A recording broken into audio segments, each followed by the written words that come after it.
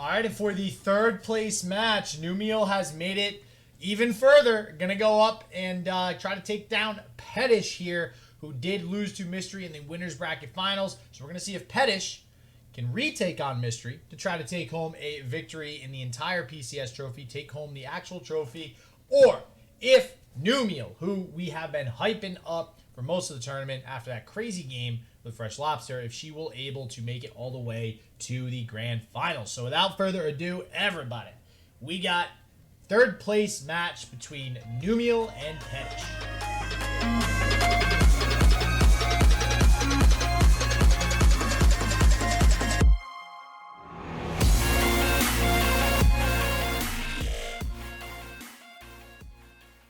Yeah, Noxus is typically not a region that gets left behind, but that is what Numiel has elected to cut from the lineup. And as one of our co-casters from another region actually just pointed out, this is a Russia v. Russia losers final. So once again, you know, the Brazil of Europe showing up. So you might have nailed it. I think this might be the Brazil of Europe. Anybody in chat, if you know what that means, you're a real OG, all right? you're a true OG if you know what that means. But yeah, so Russia versus Russia here in the losers bracket finals. Gonna see who has the chance to take on Mystery for the final match, possibly, unless Mystery loses, because he did his double elimination. Mystery would have to lose twice to actually lose the entire tournament. So we'll see who gets that privilege of facing him. And Pettish here, starting off with, I'd say an okay hand. Does have the turn 1 into turn 2 curve.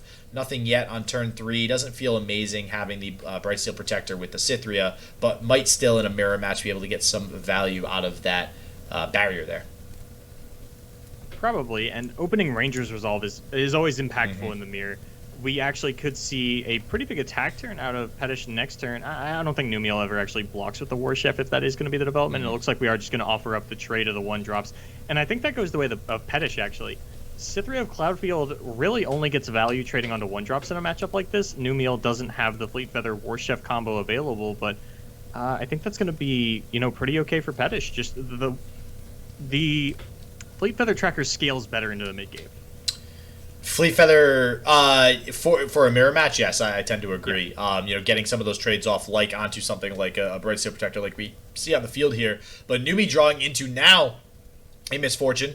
Misfortune will definitely help. But again, you mentioned this Ranger's Resolve in Pettish's hand.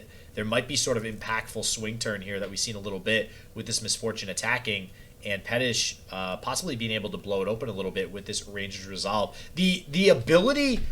Oh my god, this card is disgusting in this matchup.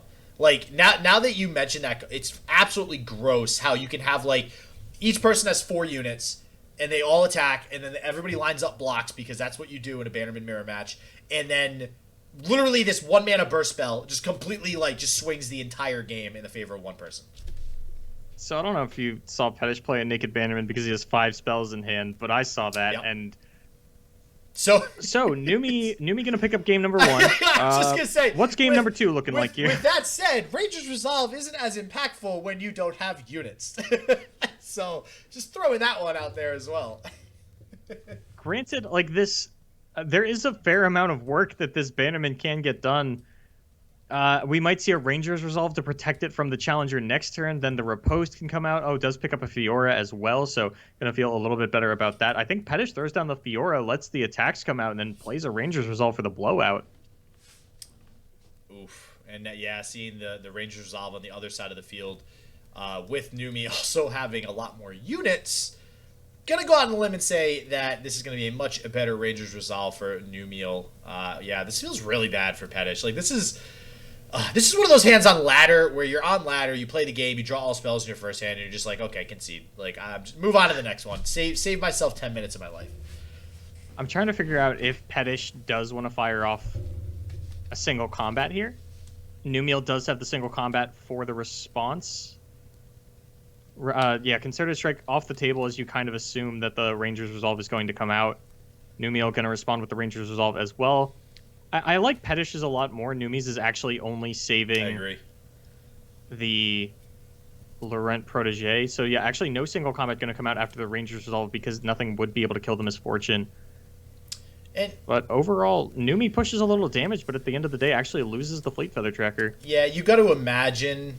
I mean, the only reason I could think Numi would play that there with it clearly getting less value than Pettish's is she's assuming that, okay, Pettish must have a bad hand, so I want to try to get rid of as many units as possible right now on the side of Pettish's field, just to really put him on his back foot. But I don't know if that necessarily is going to work out. We do see the Relentless Pursuit. Oh, this repost might really help Pettish out here. I don't think it does because there's a Misfortune on field.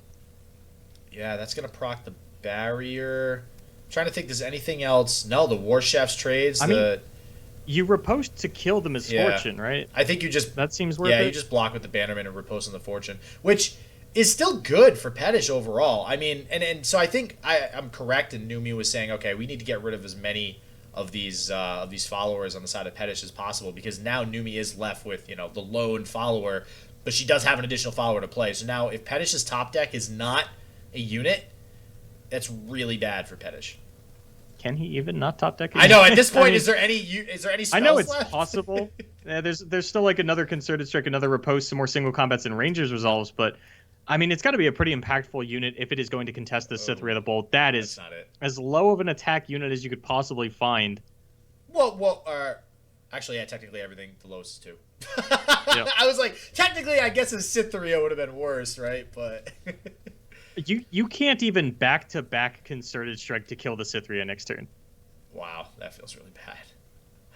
Oh, man. Now, I guess on the side of Numiel, you got to think to yourself, like, you just have to take the Cytherea here, right? You don't develop the other... Sorry, Cytherea the Bold. I should fully state the name there.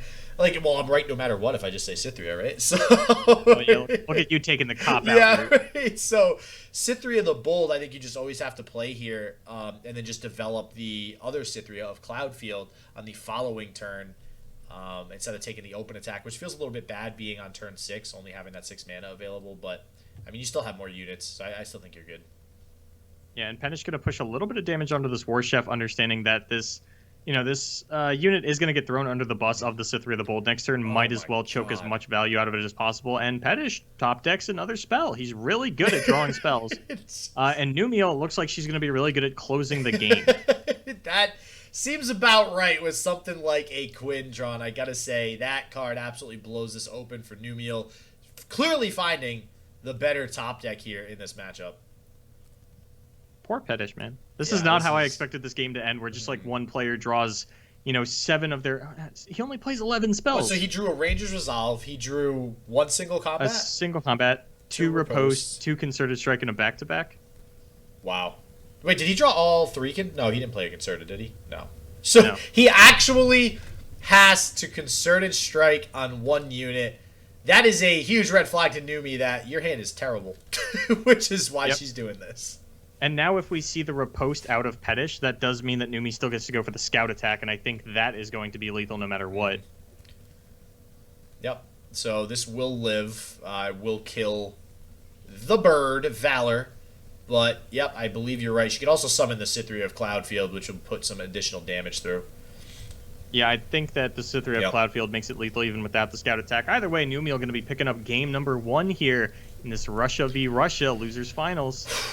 Wow. That was, I got to agree, that was not how I expected that to go. That was some pretty bad draws. If the Fresh Lobster game versus Numiel was as good as we said it was, that first game was probably the exact opposite as far as Pettish just not really getting any good draws.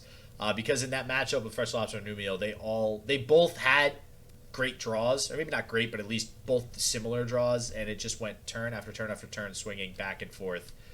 This, not so much. Very clearly in the favor of Numiel throughout almost all that game. Yeah. Probably after turn 2. Probably, yeah, when turn 3 came and no more units continued to be drawn, that was pretty bad. So, it does look like the players seem to be having a little bit of difficulty connecting, so they might be restarting. So I'll go ahead and swing it back on over to us here for a second. But super excited to see Numiel and Pettish here going finally towards the finals, the grand finals here in the PCS trophy. Oh, man. Such bad draws, man. As casters, you see a little bit of everything. And whether it's missing whether it's missing War Mothers 5 times in a row, or hitting a shroom on the top of your deck, or drawing literally every spell in your deck over the first 6 turns, let us tell you, absolutely anything is possible. So don't think that you won't make that top deck when you're like, I have no way to win this game unless I top deck Atrocity. But you could top deck Atrocity. Trust me when I tell you that. Oh, man. I mean, anything's possible, right? But I sometimes I'll scoop it up. If it's like, I'm like 3 turns off of potentially finding that top deck, and like I will live for 3 turns, but just barely, I'm like, let me save myself the like 4 minutes this is going to take, just go on to the next one. Not in tournament, though. In tournament, you definitely want to play those out. Yeah, 100%, 100%. So we're just going to give it another couple of minutes here while we wait for Numiel and Pettish to get back connected here. I'm going to get with the TO just to double check as well. So I'm going to complain about the lineups. Oh, boy. Between Pettish and Numiel? Just in general. So of our top 3 players, they have as standard of a lineup as you could possibly hope for. Pettish and Numiel are running the same adaptation of the patch 1.2 meta, where Endure Spiders was very good, where you play Endure Spiders, Karma Ezreal, and then you're left with Bilgewater, Demacia, Noxus, so you can either go a Scout deck or a Twisted Fate Swain deck. Numiel has elected to go the standard Endure, Karma Ezreal, Bannerman, and then Pettish actually just elected to cut the Karma Ezreal and instead took both of the third decks in the Bannerman and the Twisted Fate Swain. And then on the side of Mystery, our winners finalist, we just have deep Ash Sejuani, Karma Ezreal, which was another very staple lineup in patch 1.2 that has made its way back into the meta in patch 1.6. After we saw, like, it feels weird. Patch 1.4 feels like it really interrupted, was like a blip on the radar in the meta, considering how consistent the patch 1.6 meta has looked like the patch 1.2 meta. It was that round of buffs that really threw a wrench into things when Darrowing and Bald Eagle and things like that started to come out. And then the nerfs after the nerfs of patch 1.6 kind of brought everything back in line. And we just saw a return to the old meta, which this has felt like the meta for the most of Runeterra. Where in patch 1.0, Bannerman was OP because Grizzled Ranger and Badger Bear both had 4 attack. You were seeing that in everything. Then patch 1.2, we feel pretty healthy. We get this cool spread of decks. 1.4, things go a little bit wild. In 1.6, we see a return to the normalcy. Yeah, I got to agree. This definitely seems reminiscent of a little while ago with these decks. But I will say there's a lot of room for other decks to work their way into the meta. Like, we always see very original decks make their way to the top. It looks like we are getting back into the game. So we're going to go ahead and pull this up for you guys. But like I was saying, yeah, it's weird because it is a very diverse meta. But then when we get to tournaments like this, when it comes down to the top cut 9 times out of 10, it does the dust settles and everything does seem to kind of fall back to these decks. Even though we have something like a Yasuo deck that made it far. Like, you have these decks that are thrown in there. I don't know. It's interesting that we are back to this. So I'll be very curious to see after the Call of the Mountain set is released with Targon coming out, how that additional region really affects things. And that's why I'm so interested in how this Duels of Runeterra poll is going to play out on the format that we go forward in, because I mean, if you just watch every tournament and don't really think about the implications of the format, you go, oh, it's super wide meta. Each format has a different meta. Yep. And this is just the best of 3 region locked meta that we see so consistently across so many tournaments. So getting into the game, Pettish starting off pretty aggressively. Doesn't have the attack token on turn 2, so only gets to push 2 damage, not 5. And Numi, I hate this. I really wish I could like thermo beam the Fiora and then respond with Mystic Shot onto the Brightsteel Protector. Spend my 2 mana, then have a 4 mana thermo beam. But that's not it's not quite how things work out in this game. You even tried reversing the words there, just like you have to reverse the spells, and it's just, yep. I got to agree with you. So unfortunately, you are going to take that additional damage with this attack. Not being able to save that 3 damage from the Fiora. But we'll still critically be able to... Oh, actually, we'll save the 3 damage with that one of Claws of the Dragon. There we go. Yeah, the only one in the deck. Still kind of odd to see that as opposed to Yone. I still think Yone gets a lot more value. But in this particular matchup, that could be the difference maker. Just being able to not only trade there with the Fiora, but save that additional damage to the face. It seems like Numi has gone into the mentality of like, I see the meta this way, everybody probably sees it the same way, where Numi has brought more aggressive versions of the standard decks. And if you think, okay, if I saw this adaptation, other people probably did, let me put in the one Claws of the Dragon to deal with the other players that have brought out more aggressive lineups, like everybody who runs 3 or at least in the Endure Spider deck still. And it looks like we're going to go ahead take the scout attack with the Grizzled Ranger, which will get stunned out. One of the best ways to deal with Grizzled Ranger there. Such a good card. Looks like we just... God, that happens so often, and my head just goes... like, what just happened? So, Numiel now going to be our POV for this game, as it was last game. We see the Fleet Feather Tracker now come down on the side of Pettish, still having the attack token. This is not great for Numiel. The Bannerman is going to come down here. There is going to be 9 damage potentially coming at her. Can't even play the Karma as a blocker if she wanted to just yet.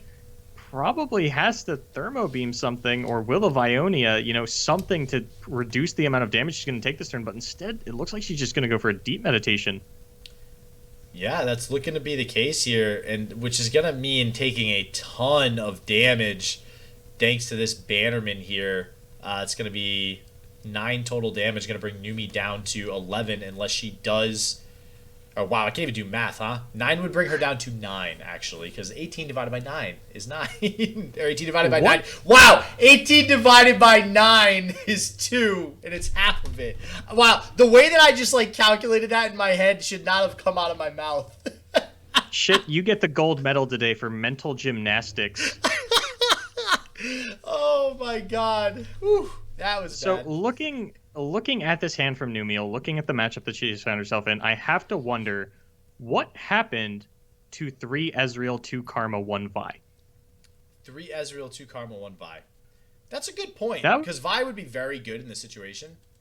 That was an adaptation we were seeing out of a lot of Karma Ezreal decks for a pretty good amount of the patch 1.4 meta. And now, I mean, Numiel with 3 Karma in hand, this sucks, man. This sucks. You don't want to see this. If one of these was a Vi, she would have a pretty good shot at coming back into this one. Yeah, Vi absolutely crushes this matchup a lot of the time. Just being able to trade with multiple units, having that tough and that 4 life on there. And it feels really bad to not have it in this particular matchup. But I feel like a lot of people have started cutting Vi, maybe because just straight up Bannerman like this hasn't been as prevalent lately. I mean, we know it's always been in the meta. It's always a thing. Like, Bannerman will not cease to exist by any means, but... it might have just been her thinking, okay, I'm not going to see as much Bannerman. I'm going to have to worry about it as much. Or just conceding this matchup. Like, okay, Karma Ezreal loses to Bannerman, but I can win my other matchups. It just is what it is. That's scary if your other matchup is Endure Spiders. Yeah, it is scary if it's Endure Spiders, because it's going to have a problem against Endure Spiders as well, that's for sure. So, I mean, obviously, like, just drawing 3 Karma is pretty unfortunate. I'd be a little surprised if she didn't play one as a blocker here. I think she's dead either way, though, right? That if you play a Karma, it just gets single combated. Will of Ionia. This is something that we haven't seen players do a lot, where you play one of your proactive removal spells on your turn to play mana efficiently. Everybody gets a little bit caught up in playing everything reactively in the combat phase. But this also opens up Numi to the Thermo Beam onto the Fleet Feather Tracker, so going to be able to remove just a few more units. And if I'm seeing this correctly, could only take 8 damage next turn. Let's see. You got another stun. If the Garen is summoned, that'll also summon a blocker. That's... It's not looking... I'm discounting the Scout attack. I think when you take the Scout attacks into effect, Numi definitely loses. And now summoning a second Scout, that's going to be problematic even with this stun. And you can only play this. You can't play the Will of Ionia plus the Concussive Palm. I think that's just game here. This 3 Karma in starting hand is just so bad. I feel like we've seen a lot more of this 3 champs in hand this tournament than we've seen in the past. Just feels terrible hand. I feel like we've seen every Karma Ezreal player like have double Karma by turn 5. I know, right? Yep, and then we're gonna go ahead, attack with the Scout. We're just gonna single combat the stunned Badger Bear the stunned Grizzled Ranger into this. Get the Badger Bear, and there's nothing Numiel's gonna be able to do about this. So Pettish gonna quickly tie this one up 1-0. Yeah, rummage away that Karma and that see Will what you of Ionia. find. Absolutely nothing. Even if you found Mystic Shot, that still doesn't save you. Wow. So yeah, Pettish are gonna go ahead and take this one away. So now, actually, because the point of view... I just confused the heck out of myself, too. Because the point of view got switched, it is actually 1-1. So do not think that Pettish just won 2-0. That does actually make the score 1-1. It is tied up, and we are going to a Game 3. Now, the good thing about being 1-1 is that no matter how many times the POV switches, it'll be correct. So, yeah, wow. So honestly, those first two games there, really, really quick, and just really decisive victories, right? Like it wasn't, they weren't really close games necessarily, right? It was pretty clear who was gonna win pretty early on, and I don't know if that's a product of Bannerman itself, because in both, obviously the first one was a Bannerman mirror match, so one of the Bannermans is gonna win, and then again, Bannerman versus the Karma Ezreal, going ahead and taking that away there. Did we just queue up? Pettish, you're not supposed to do that. Yeah, he just... I was like, hold up, something's wrong here. Alright, he's going to re-queue up, as we did already see this Bannerman deck here. But, yeah, just really clear-cut games. And I think that might be a product of Bannerman, because if there's one region that I would call the clear-cut how to play the region, it's Demacia. Everybody recommends it for people that are new to the game. You just play on curve. You do what you got to do every turn. And, yeah, again, two really quick games there. So it's so weird to me to see this Twisted Fate Swain consistently getting banned out. Yeah, so we're going to see They Who Endure versus it now. I mean, Twisted Fate Swain, well, who wins that matchup then? Twisted Fate Swain against Karma Ezreal. Who do you got in that matchup? I feel like Karma Ezreal actually doesn't have that bad of a matchup versus Twisted Fate Swain. Compared to It's kind Endure. of awkward. It depends on how often the Twisted Fate Swain can stick a Leviathan. Like, if they open double Leviathan and you had to use the Thermo Beam elsewhere on, like, an early Swain or something, then, like, basically if Twisted Fate Swain ever sticks a Leviathan, they win. Yeah. And that's pretty difficult for the Karma Ezreal deck to deal with. They can also just not play units for a while, and, you know, even if you do remove a couple of Leviathans, you don't have anywhere near as many Ezreal targets as you need. Numiel, though, does play the Get Excited, so does have that Karma backup burn plan available to her. Instead, you know, we're going to go for a pretty standard hand this time around. No Karma's overloading us. We do have the Ezreal, which, as we mentioned, gets a lot of value in this matchup. Honestly, I'm loving Numiel's hand. Two Static Shocks to start off here is pretty big, especially with the Omen Hawk already on the board. Not going to do too much, obviously, against this Cursed Keeper, but you could still kill it and then go ahead and gotcha it if you really want to. I'm not sure if she's going to go that route. Now, Bark Beast being 2-2 feels super bad having Static Shock in hand. That sucks. Looks like she's contemplating the gotcha, is not going to play it, and I think that means she gets punished by the second Bark Beast. You know, I got to say, one of the worst feelings is having 3 Bark Beasts played on you going up against this deck, like, and just having all of them, like, oh, it's terrible. It's like that, or even Jagged Butcher, like any one of those 1-drops that ends up being a 3/3 is just so terrible, having so many of them played early on in the game. It's super debilitating and super hard to come back from, especially something like a Karma Ezreal deck that's going to have a hard time actually removing them. Can stun them, of course, but removing them is a whole other option, a whole other thing.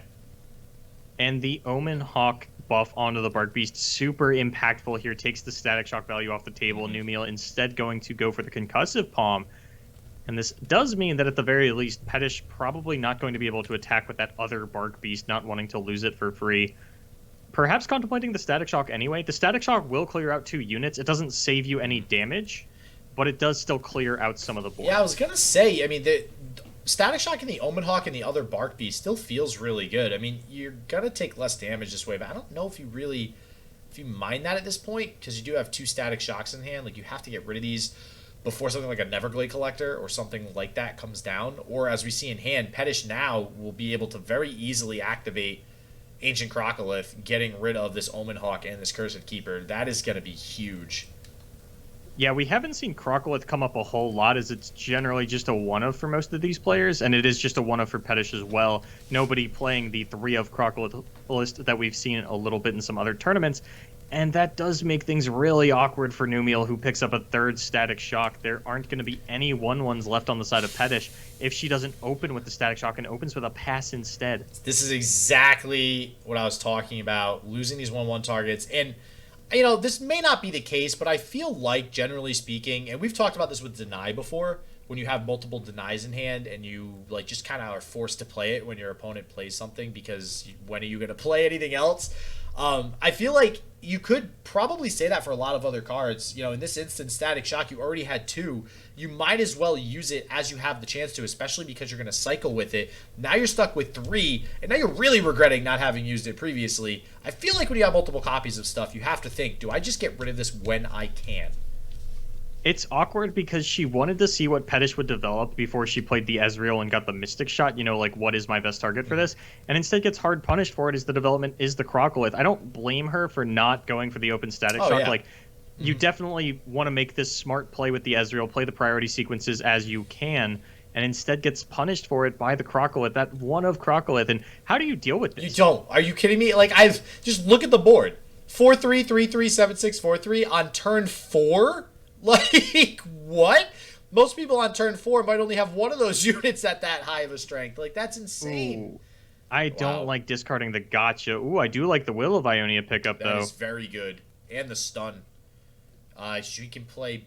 No, alright, she only has 6 mana for this incoming turn. Okay, can't actually stun 2 things, though, with this coming up here. So, okay, Steel Tempest... So are we always Will of Ioniaing the Ancient Crocolith here, or do we stun 2 things?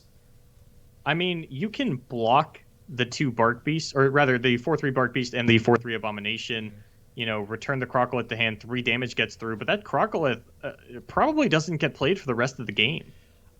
I think I like the 2 stuns because you still have the Deep Med active at 3 mana next turn. The problem is next turn you're only going to have 6 mana again, so I don't even know if you're going to be wanting to play the Deep Meditation next turn. You're probably still going to need... Actually, you'll have the attack token, so I think actually next turn would be a great turn to play Deep Meditation. I really like the stun pre-combat. Oh, yeah. 100%. I think if Pettish had gone for the open attack, I would have preferred the Will of Ionia, but here I definitely prefer the Concussive Palm. Yeah, 100%. Get another blocker down, and honestly, these 3 attack blockers now are going to do so much. So much. And honestly, makes you think about these new Fearsome cards. Just throwing that out there. How many Fearsome blockers do we have in this game? Well, we see a bunch right now on the field. And we'll see if, these allow Numiel to live here for a few more turns to actually get towards this Karma Ezreal win condition. Looks like Pettish is saying, okay, I want to do as much damage as I can here. I'm going to go ahead and get this one damage Spiderling out. All right, Numiel going for the value, too. All right, I was going to say... All right, I was like, wait, so you're really going to care more about getting the value on the Spider token, but I do like this a little bit better. Do you stun the Crocolith here, though? I feel like I want to Will of Ionia the Crocolith, so I might as well stun that. I don't think I'm going to finish off that Crocolith's 3 damage. Like, what do you save the Will of Ionia for? Like, are you that worried about Atrocity? I mean, it's reasonable to save it for the Endure. If you kill the Crocolith here, then you're kind of committing to killing it with Static Shock, Mystic Shot. Huh. There is the option of not playing the stun. I don't think I like the stun. I'm pretty sure next turn we're going Ezreal, Mystic Shot the Crocolith to set it up for a Static Shock. Okay. Going with the stun. Okay, this makes sense. I was going to say you could not play the stun and then just take 4 damage.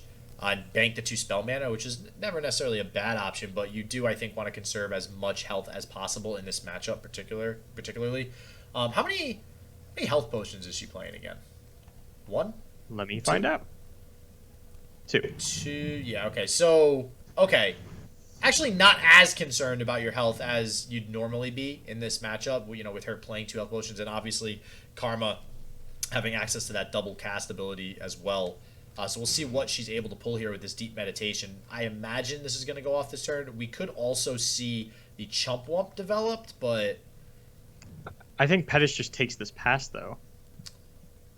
Oh, did she open... She passed? Yeah, she went for the pro pass to try and see what Pettish will develop, to try and get the Ezreal down. We saw her get punished for this earlier this game, where you try to greed out this Ezreal, but I mean, what is Pettish going to do? Play Sejuani here? It's not unreasonable. Yeah, but that's so... I feel like she can't afford to lose mana. Okay, wow. Gonna go with the Sejuani. So, I mean, it ended up working out for her, and it looks like you're right. She might be deciding to go with this Ezreal here. Can you, though? I don't even know if you can go for the Ezreal, just because you don't have, like... You're gonna die. like I think she was really hoping for a lower impact unit to come down than the Sejuani. Yeah. And we do see she goes with the deep med, gonna go ahead and probably bank that spell mana, and we'll see what happens on this attack here. Now you could, do you actually return the Sedge? You still just try to return the Crocolith, get as much damage off the field as possible. That's basically just a 5-mana vengeance. Yeah. And we do have another stun, so I imagine that will hit the Sejuani. Gonna go ahead and play the Will of Ionia and the Concussive Palm here in this turn. This is not looking great for Numi. She does have Karma and Ezreal in hand. The Karma is still 3 turns away from being enlightened, and I don't know if she makes it through the next attack turn. So next turn she gets to like develop Chump Wump, probably set up a kill onto the Escaped Abomination. I think she's got a pretty okay chance at stabilizing until turn 10. It's going to be tough. My concern is that she will die on turn 10. Yeah, yep. So I think she might need something like a health potion with the Karma on the field. I think that would be pretty impactful right about now, being able to increase her life. We don't see an atrocity on the side of Pettish, so that's not a huge concern right now, but wow. Ooh, she's about to get bodied by this Fury of the North. Oh, wow. Wow. Okay, wait. So that stun is on the Crocolith. Crocolith, yeah. And she's killing the... Yeah, wow. That's really bad. That is going to be 14 damage coming in at Numiel, and now the Will of Ionia onto the Crocolith is actually a detriment because you're down to 2 HP, and Pettish has the Neverglade Collector. That's just... I feel like that's game because she made that decision. That's going to be super hard for... Like, now she only has... Chump Wump. She'll have the 3/2 blocker that comes out from this Concussive Palm, Claw of the Dragon. She'll have a Will of Ionia. She can play 2 Chump Wumps next turn. But this Sejuani has Overwhelm too. And the Endora will have Overwhelm. The Ezreal is leveled, but it doesn't mean a whole lot alongside an unleveled Karma. And yeah, I think Numiel is going to be falling to Pettish on this one, actually. Oh no. Can she play... she can't even play 2... she can play the Chump Wump and summon the Dragonling. Alright, she can play the Chump Wump, play the Shroom, summon the Dragonling, and then she has the will for the Sejuani. So she could... But not the Endure. Not Endure, though. I mean, there's no way you don't play this Endure on the side of Pettish, right?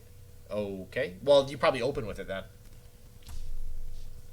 I don't see any reason why he doesn't just jam the Endure on his... Yeah, there's no Yone in Numiel's deck. And this is why we mentioned the Claws of the Dragon versus the Yone. That feels so incredibly bad. I'm really surprised she went for all that removal there as opposed to the stun and the recall. It was a little bit greedy, especially given that there's a Sejuani on the field. There's Fury of the North's in the main deck. I think she was just kind of conceding to that. Maybe she planned it out and said, if I do go for like a Will of Ionia onto this Crocolith, I'm not actually winning this game. But when all you have to do is stall until turn 10 and then you have basically guaranteed lethal, I'm not sure that that is actually the case. I probably haven't thought as far ahead about it as she did, but this definitely feels like a game that she had a chance in. Oh, 100%. I think if she decided to go with the stuns and the recalls on that turn, I think she would have been able to kind of scoop together some resources to give herself a chance. But instead, she's just put in this really awkward situation of summoning Ezreal, which, I mean, it's going to get her a Mystic Shot, but I don't really know how much that accomplishes for her. Basically nothing. You definitely don't have enough spells to try and kill your opponent. If you had gotten down the Chump Wumps, maybe. But you just don't have time for that. Yeah, and I don't even really like the Ezreal, because like I said, at least with the Chump Wump, you could have gotten some spells off with the Eye of the Dragon. Did she play one more spell on this turn, or no? No. I mean, she will get the Mystic Shot. Yeah, but did she play any spells prior to the Mystic Shot? No, I don't think so. Yeah. No Rummage or Deep Med or anything like that came out. So yeah, that is probably going to be Pettish picking this one up and advancing to the grand finals as the loser's winner. Oh, it feels so bad. I mean, listen, call me super biased. I really wanted Numiel to pull through on this one, especially after that heck of a game with Fresh Lobster. Just really thought she was going to be able to take it home this tournament. But unfortunately, looking to be taken down here by Pettish in this They Who Endure Karma Ezreal matchup. And like you were saying before, the Swain Leviathan deck ended up getting banned, not the Endure, and Karma Ezreal not really having the greatest matchup into these Endure decks. It's just that Crocolith is a blowout. I cannot get over how good this Crocolith was for Pettish. Well, and again, this might even go back to those static shocks early on. You know, maybe if she fired off that static shock as opposed to you know, taking the route that she did, maybe this would have went a little bit differently as well. Maybe that Crocolith. Oh, it would have been an entirely different game. The Crocolith wouldn't have been able to come down. Pettish's board would have been a 4/4 Bark Beast and a 1/1 Cursed Keeper. Yeah, so really unfortunate there. Gonna see, yeah, even this Vile Feast getting rid of an additional blocker, that's gonna be game. Oh man, feels really bad. And I think Numiel knows it now. Unfortunately, gonna fall here to Pettish. And Pettish gonna go ahead, looking to take up or pick up this win and play Mystery in the grand finals of the PCS trophy. So this means that we do get a Russia versus France finals. Well, we were gonna have a Russia versus France finals anyway. Yeah, no matter what. But so we have the tournament home country versus the Brazil of Europe. One of, if not the best regions in Europe right now. No, I agree. I think Russia really came to this tournament. I mean, think about it. There were seven French natives in this tournament, right? And I think there was 3 Russians. And 3 Russians, yeah. 2 of them getting top 3. So huge representation from Russia, only bringing 3 people into the top 16 here, able to get 2 of them into the top 3 is pretty incredible. Not gonna lie. But yeah, wow, Pettish gonna go ahead, pick that one up, and we are about to finally make it to the grand finals of the PCS trophy. All right, we have ourselves a rematch, ladies and gentlemen. Congrats to Pettish. Gonna go ahead and move on to retake on Mystery. We'll actually have to beat Mystery twice because this is double elimination in order to take home this one. So we'll see in the next video if he's able to do that. But as always, everybody stay healthy, stay positive. I hope shit just works for you, and peace out.